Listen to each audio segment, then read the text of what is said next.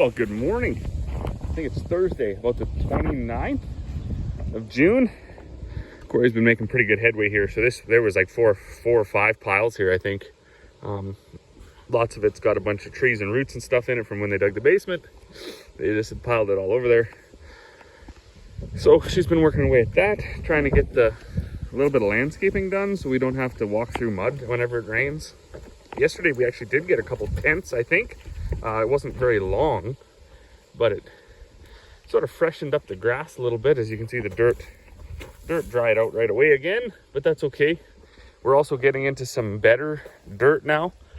Before, when we were leveling it here, it was just basically just clay. Now there's actually some, I don't know if you want to call it topsoil, but it's a little bit fluffier dirt anyways. We don't have much topsoil where we're at. I was working on my auger and stuff yesterday. Dad was working around in the shop doing a few things.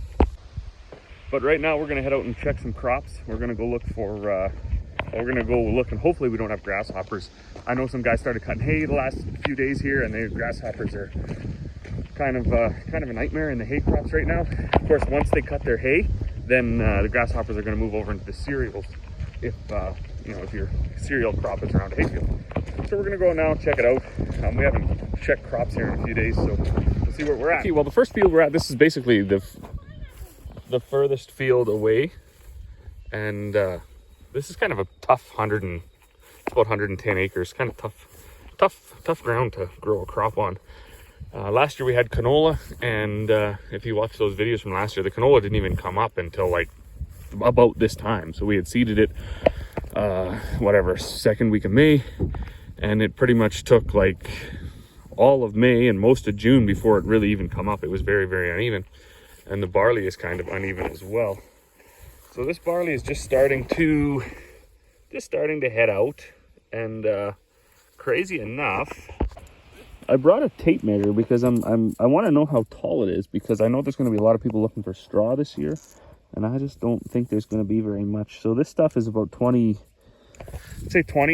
inches tall, which is it's harvestable, but it's not a very good crop. There was, I don't know if you can see on the camera, there's some yellow out there. That's hawksbeard. I guess it did obviously die when I sprayed it. It remained yellow though, because every few days, it's starting to you're seeing it less and less because the crop is still growing. So you know that the weeds are dead.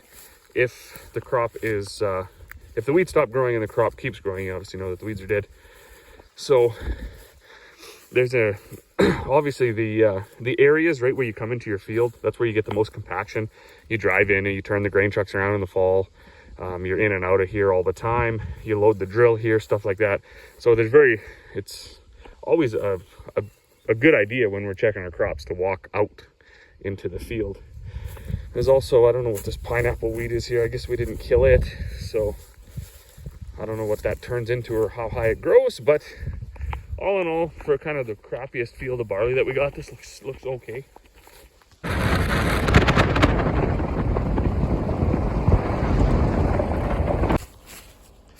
All right, well, we stopped, I don't know, halfway down. This is our half section, just about a mile up from that field where we were just at. And, well, this came a whole bunch better. So look at that guy. How many, that's kind of a pretty tall head. Pretty long, I guess. Huh. Maybe there'll be something here. I didn't count the kernels in that. Maybe I'll grab it on the way back. Could be easy to find because it was very noticeable.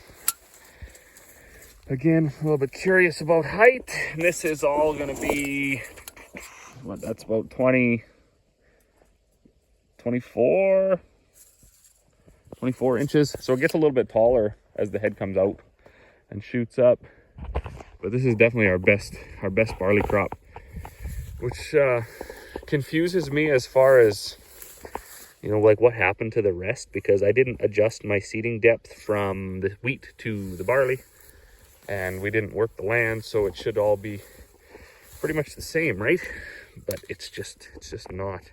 But there looks like there's going to be a lot of seeds in that if that fills. Huh, crazy.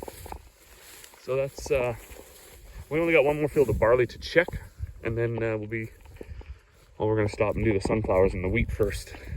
Wow. Are you going out there, monkey? How tall are you? It's not as tall as you yet. Oh, well, she can hide in there anyways.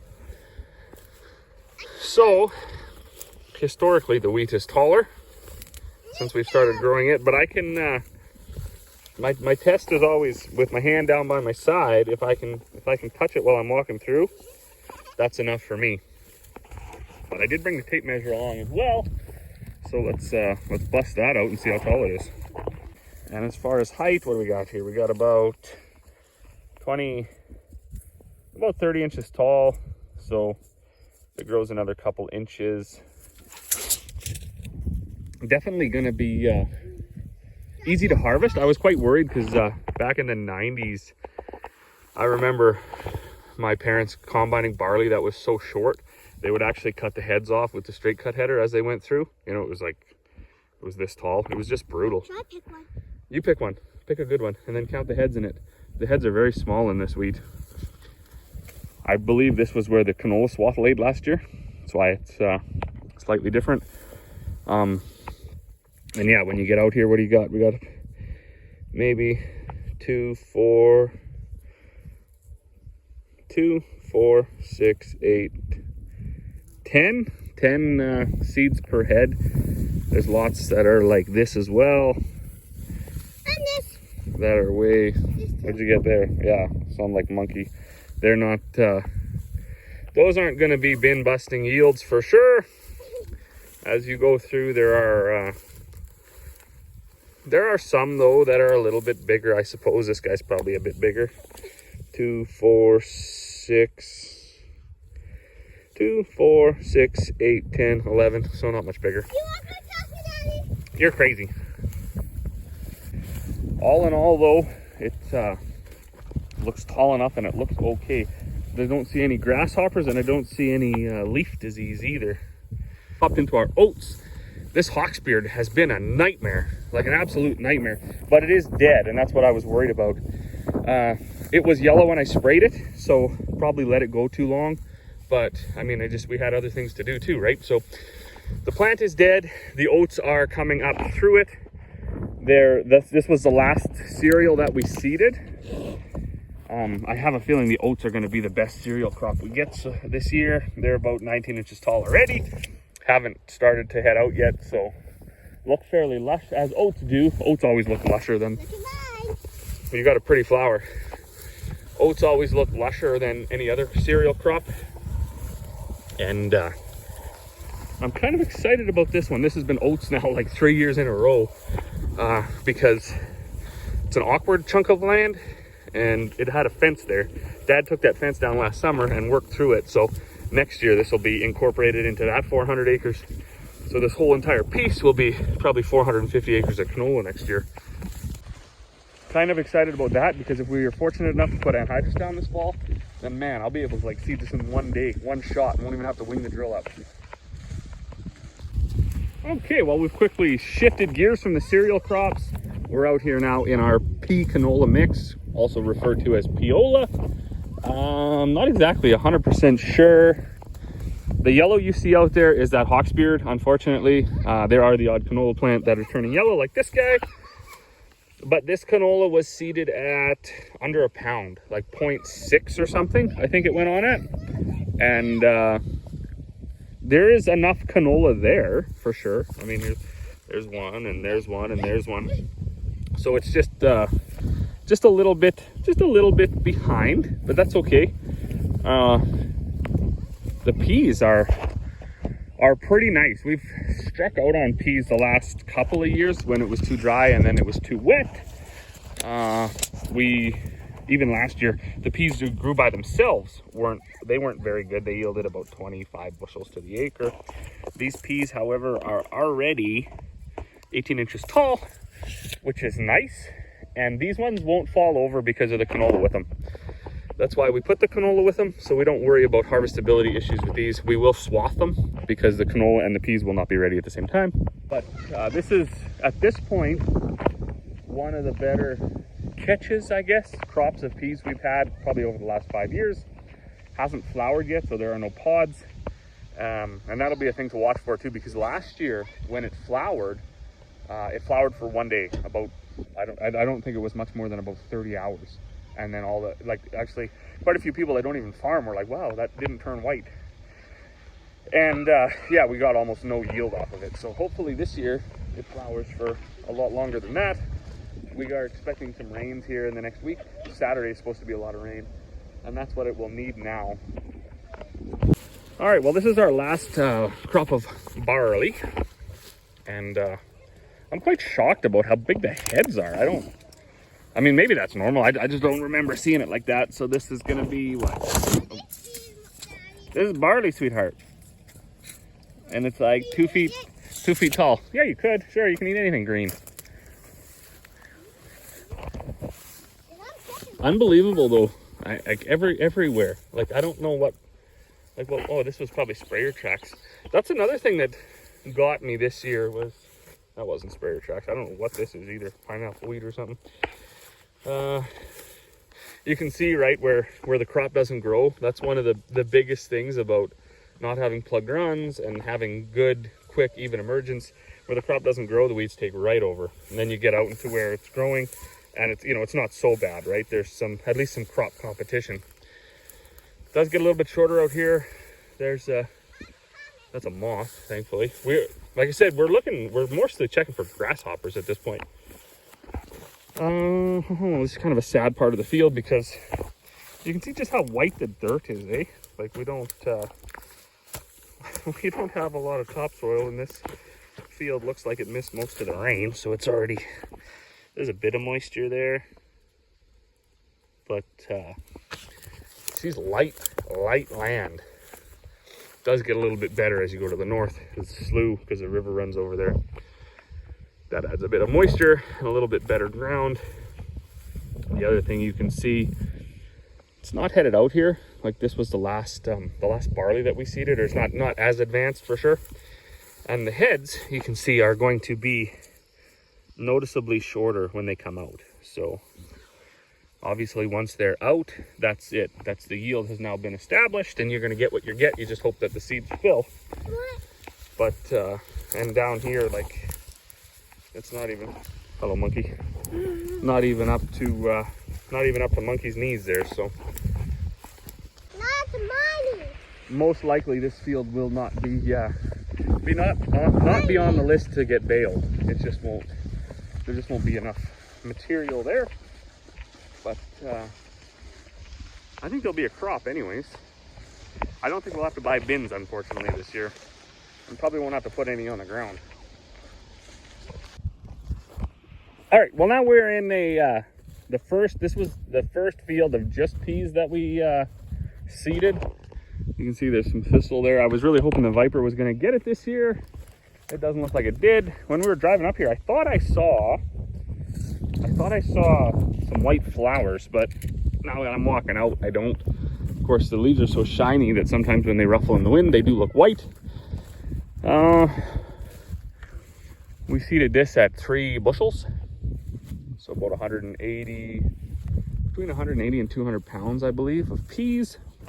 That Viper did a pretty good job on most stuff, I guess. I think that's hawksbeard out there, and then there's some like hay, like alfalfa and stuff growing out there. Because this was a old hay field, and it was actually quite difficult to get the hay out of it. As far as height goes, well, we're at what? Basically maybe 13, 14 inches. And that is one fear that we have with peas. If they're too low, they are a nightmare to harvest. We have straight cut them in the past, but we do definitely prefer to swath them. We find that they're less dusty that way. If you straight cut them and you end up picking up a lot of dirt, then the peas are actually quite miserable. So that pea is what, 14 inches tall? How tall are you? You're eating all the peas, you're eating all the profit. So all in all, pretty clean. There's a few small thistle patches. I don't know, I doubt they died, but they aren't getting a whole bunch taller either. So maybe And they, there's lots of peas. there's lots of peas. Maybe they got that top growth suppression that Viper can do sometimes. I did spray all this at 10 gallons, although I don't really buy into that, the whole twice the water, twice the kill thing. But that's what everybody says, and all the agronomist says, and even the neighbors say that. So I was like, you know what? I'll concede. I'll bend. I'll do it. So I did. And yeah, I don't know. When I sprayed my cereals, I sprayed them at 5 gallons. When I sprayed these peas and the canola, I sprayed it all at 10. And things seem to be really no difference between the two water volumes and the kill I got. Where it worked, it worked, and where it didn't. So we're gonna go back, we're gonna check the canola now, one more pea field, and we're gonna go off to the sunflowers. And this is the last field that we seeded. And it's peas. And there's only one yellow flower, I guess, in the whole thing.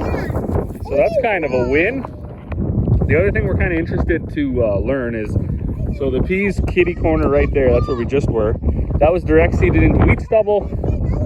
No, you don't. You're not a very good weed inspector. You go pick it. And this was worked last fall. This was what was this? This was barley last year. We worked it last fall, so it was seeded into dirt, and it's only about a day behind that, but it's quite a bit shorter. So the monkey ran off with the tape measure, but what is that? That's like, they're maybe 6 inches tall. So I don't know if direct seeding into stubble is better. They were definitely taller over there. These are struggling a little bit. I know, or at least from what I understand, if there's a bunch of stubble, if there's a bunch of stubble, it holds the moisture better and stuff like that. So maybe it's better to direct seed peas into stubble as opposed to seed it into worked ground. I think though,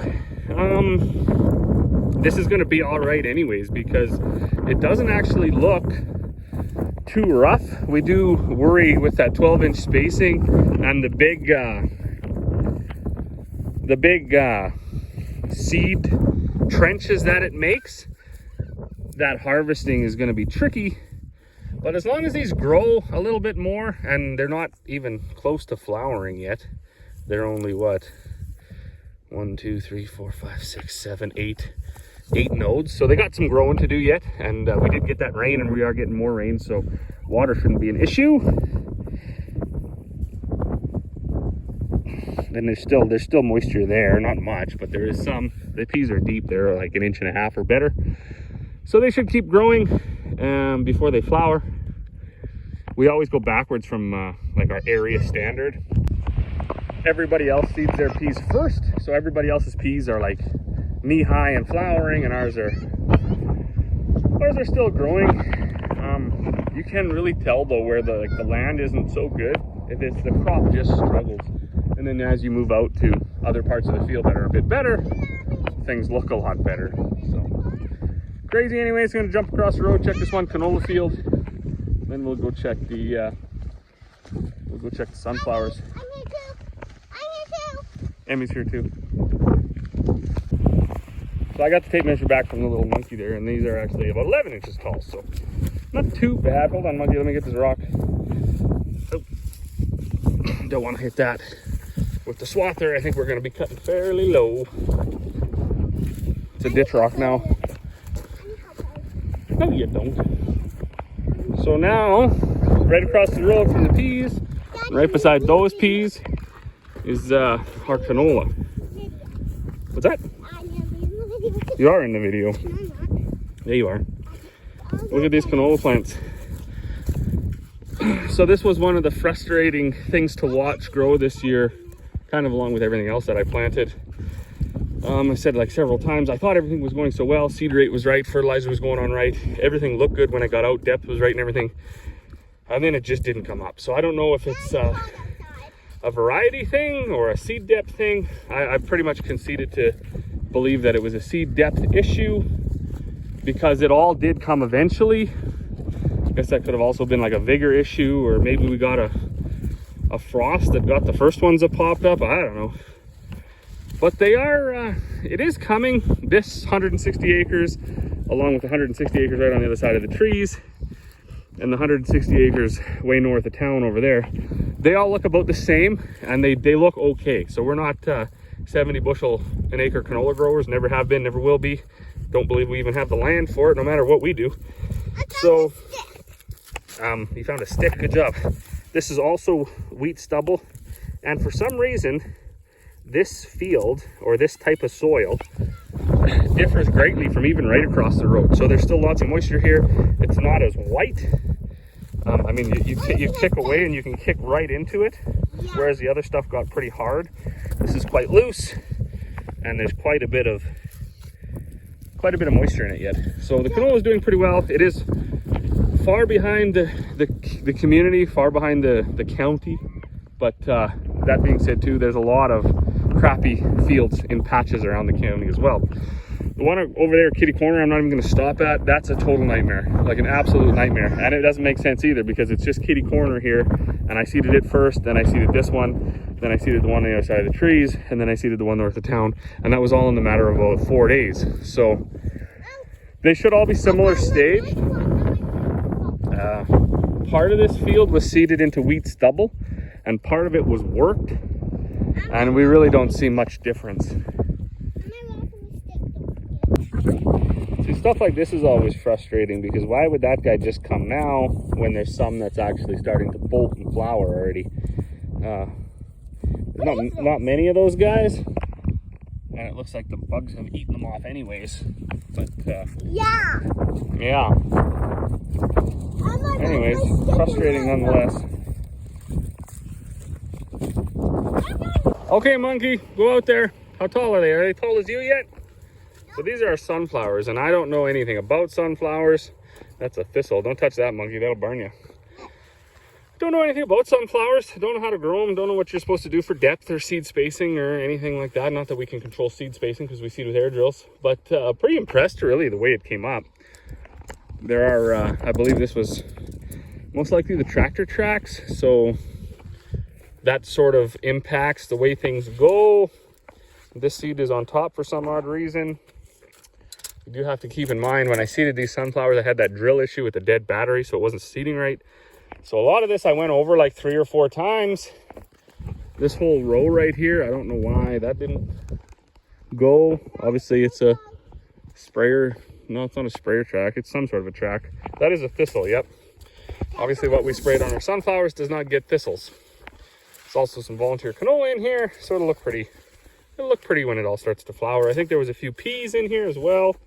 I did just see a grasshopper hop, so that's not the biggest deal in the world though. See, something happened to this sunflower, it like died or whatever. Why did it do that? I don't know. These leaves are getting gross for some odd reason.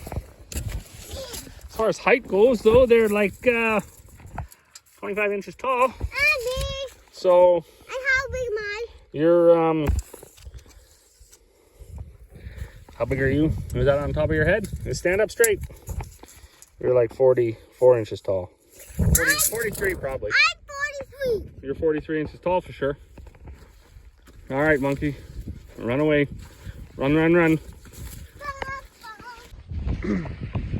But the joke in ag is always that, certainly on the grain farming side, rain at the right time will make a good farmer out of anybody.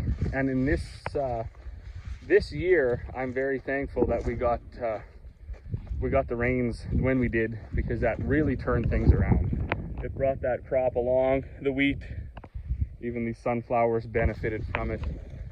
And you can certainly believe that a good rain will make a good farmer out of anybody. I just seen like 7 grasshoppers there in the sunflowers, and those are the first ones I've seen on the whole journey. So something we're gonna have to keep an eye on. Okay, you picked some strawberries, monkey. They were picking wild strawberries the other day. It's crazy how early that is too. Oh, there's a pea right there. I knew there was gonna be a pea in here. So I'm going to gonna head back to the house now. We'll have a little bit of lunch, and then we're gonna do yard work today. I don't have a whole bunch of bags to make, so we're gonna do that first. And I know Corey, she needs a little bit of help with picking up all those big trees and stuff like that. So as always, thanks for watching. Make sure you leave a comment down there. If there's any sunflower growers that watch this, look at that pea's flowering. And it's tall too, like it's tall as the sunflowers. Look at that thing. Boom. What a behemoth of a plant. 1, 2, 3, 4, 5, 6, 7, 8, 9, 10, 11, 12, 13, 14, 15, 16 nodes. Amazing, amazing. And this was wasn't seeded. So this would have been on top of the ground, basically, just what I dissed in. That's a crazy, crazy huge plant. But anyways, yeah, as always, thanks for watching. Leave some comments. Let me know how your crops are doing if you're farmers. Let me know where you're from. And if you know anything about sunflowers, let me know if this is the way they're supposed to look. Oh, there's a purple one. These, I think, are those dun peas. There's always lots to see. They make a purple flower, not a white flower. But, okay. Oh, you found a strawberry. And I got a wild strawberry. Look at that. Boom. Oh, I squished it. Okay. I'm off. We'll see you on the next one.